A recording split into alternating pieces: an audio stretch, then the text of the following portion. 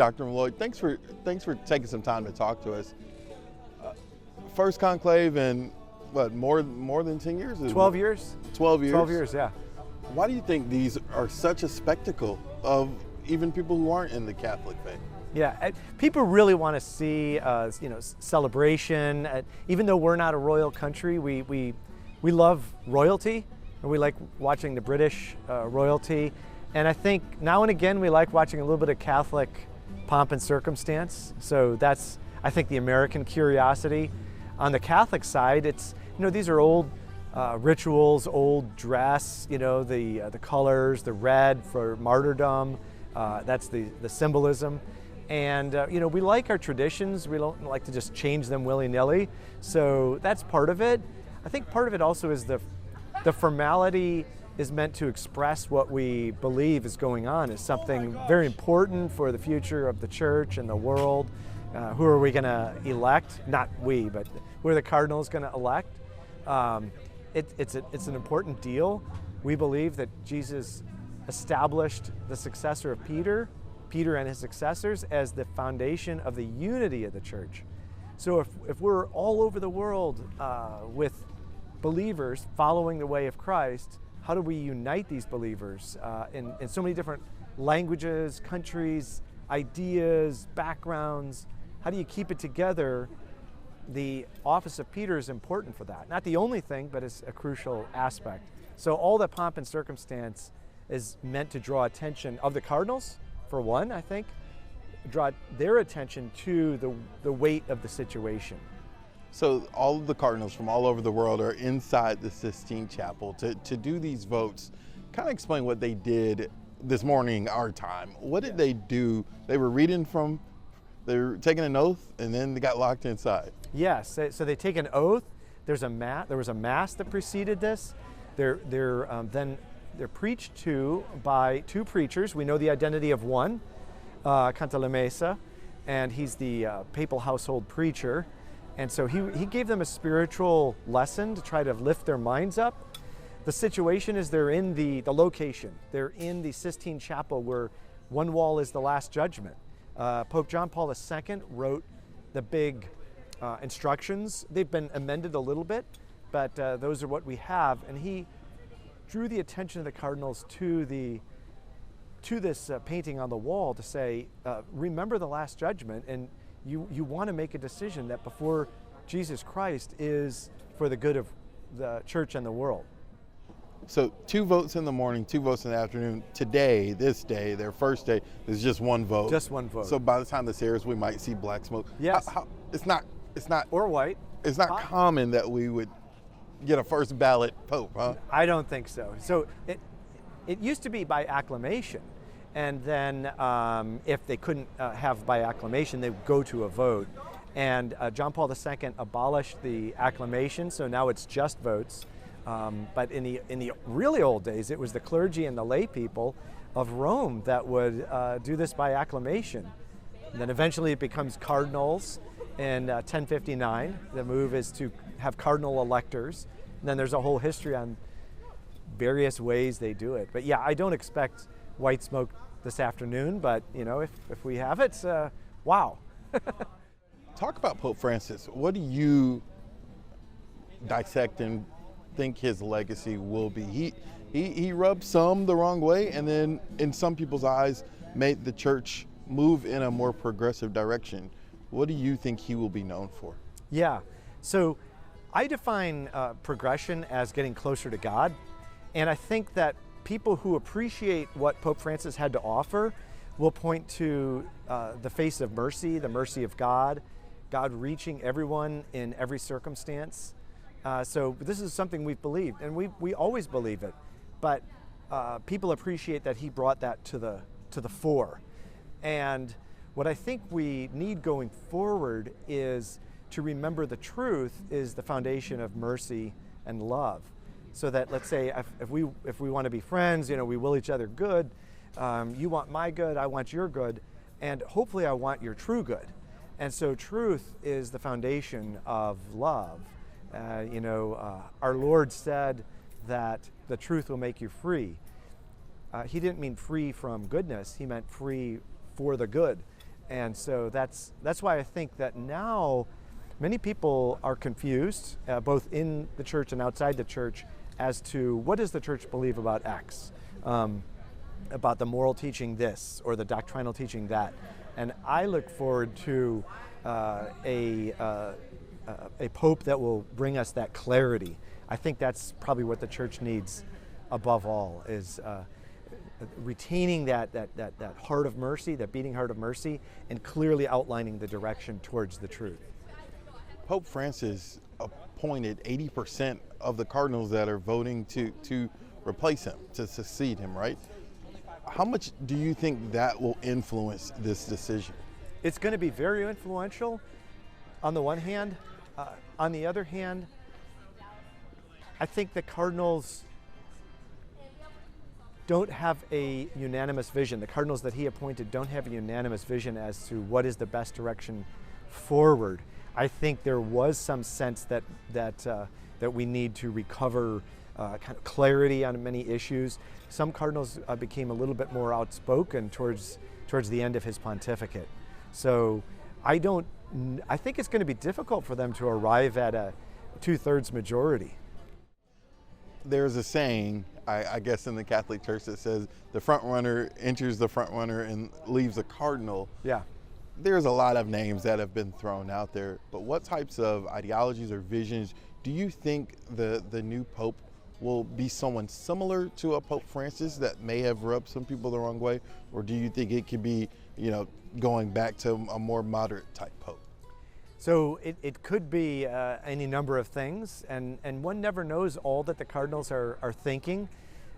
12 years ago, many people thought they knew who the front runners were, and in fact, very few knew who the front runners were because of the secrecy, I think, in some respects. For the 2005 election, the later Pope Francis was actually a front runner, but very few people knew that. On the outside, media, theologians, historians, very few people knew.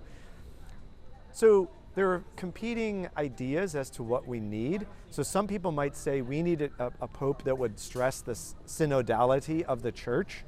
And Pope Francis was big on the synod, everybody coming together and discussing what do we believe. Other cardinals would believe that we need, as I said, a doctrinal clarity, because that really is the foundation. I can have faith without charity, but I can't have charity without faith. So that means I have to have the truth in order to know what is the good, and in order to embrace the good and will the good for someone else. So I think that in a certain sense there's a priority to the doctrinal clarity, and there is a group of there are various groups of cardinals that would want to stress the doctrinal clarity, not at the expense of mercy and love, but as the foundation for it. So I think, again, progressive, reactionary or progressive and conservative, those aren't the categories I think that the church wants to employ. We do sometimes. I think what we want to employ is the good of the church, drawing Catholics and also others, insofar as they may benefit from the church's preaching, drawing Catholics closer to God. That would be the progression that I think is what the church needs. This group of cardinals is said to be the most diverse when it comes to a conclave. Diverse can mean a lot of things. Yes. It can mean a lot of opinions. Do you think the diversity of it could mean more votes? I know Pope Benedict was 4 votes. Pope Francis was 5 votes. Do you think we could have a lengthy process, or is it just no one ever knows? My sense is it's going to be a lengthy process relative to our terms, and hopefully not a 3-year term. We've had times where it's been 2 to 3 years in the 13th, 14th, and 15th centuries, and hopefully it won't be that long. I think it's going to be longer than a week, at least several days, but no idea. I'm not going to place any bets on this kind of thing. That's kind of, for a Catholic, that's a bit vulgar. But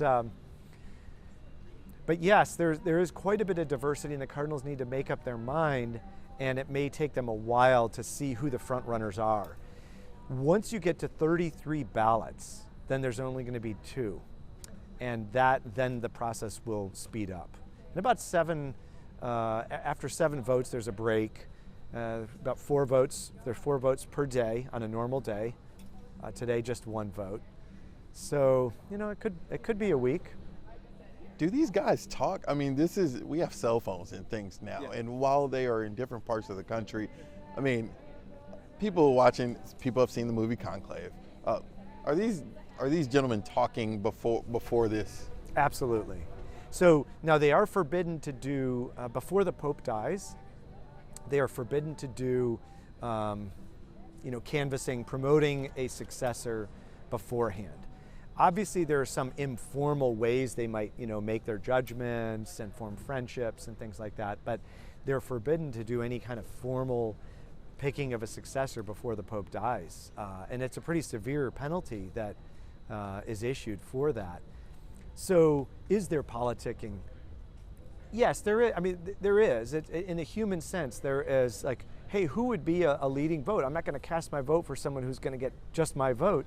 So there is a bit of that, and there are movements. So the movie captured some of that movement towards front runners and then surprises and things like that. I'm not an endorser of the movie, but a lot of that process with the thread, the needle going through the ballot, that's what happens. A lot of that stuff, that concrete details is what happens. Conversing with each other about global issues, even while the Pope is alive and healthy. They need to be conversing. Chicago with Houston, just various cardinals in the U.S., cardinal here and a cardinal in a different country. So they are conversing with each other. They come to Rome sometimes for a consistory, and that's a time for them to listen to the Pope and to maybe give advice to the Pope and to each other. In the wake of the death of Pope Francis, Cardinal Farrell has had a elevated or a visible role. Yes, yeah. Used to be over the Dallas diocese.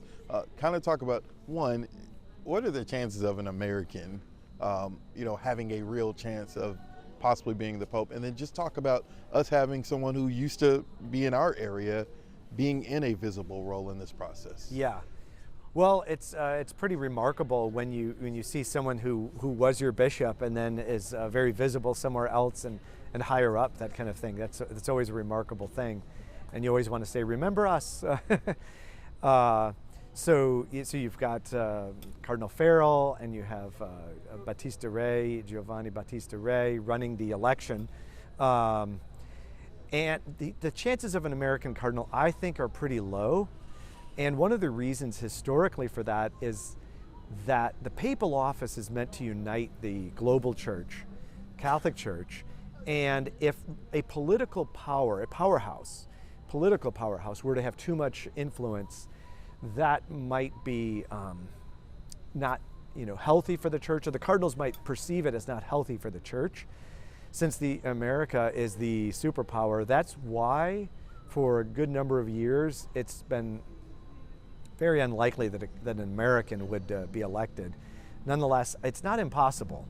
I don't think it's likely, though. I don't think the American cardinals are going to be leaders in the elections. But there may be one or two. One of my last questions: how influential is? I know Cardinal Farrell and a couple of others. They are in Vatican City, and I've heard that because they have that type of exposure, it kind of makes them more, I don't want to use the word prominent, but more known.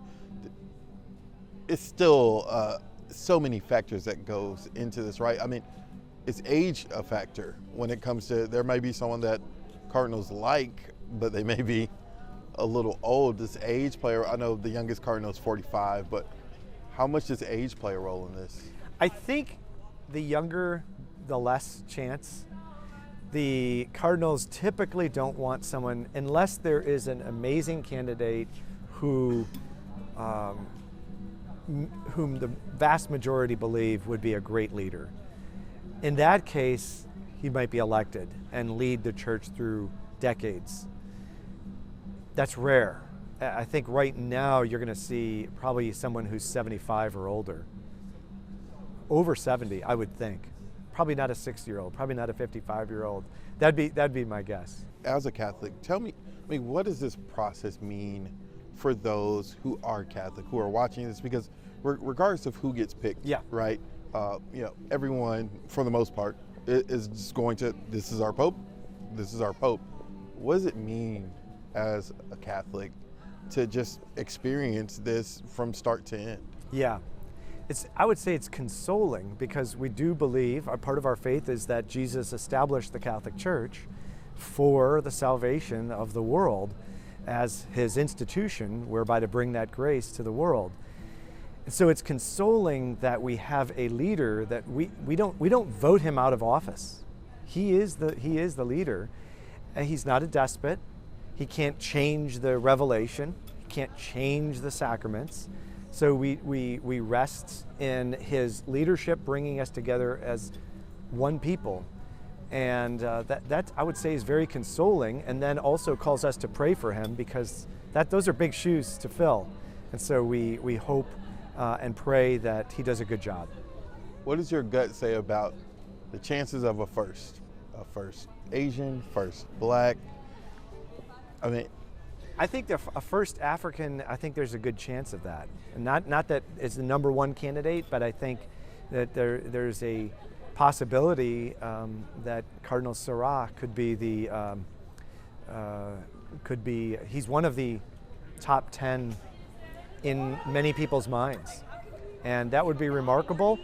I think, number one, what is the good of the church? I don't care who he is, I don't care what his background is, but it would be beautiful in that sense that God has called everyone in the world to his love. And if we have an African, if we have an Asian cardinal who is a great promoter of the love of God and the truth of his fidelity to the world, that's wonderful. Not saying you are, if you had a magic ball, you wouldn't be working here, but what other names may stand out to you? Yeah, well, people don't talk about Cardinal Mueller being a candidate, but I think he would be remarkable. He knows his theology very well. He's very balanced in his judgment, very faithful to tradition. He's probably an outlier, but he did have a prominent role as the head of the Office for the Protection of Faith, which we call the CDF, or now we call the DDF. And because of that role, he has shown his competence in being able to manage many precarious situations. So he might be a kind of a surprise leader if the votes begin to turn in that direction. And he certainly wants to be faithful to the tradition, and I think that's very good. Thank you so much. Thanks so much, Stephen. I appreciate you. Yeah, God bless you.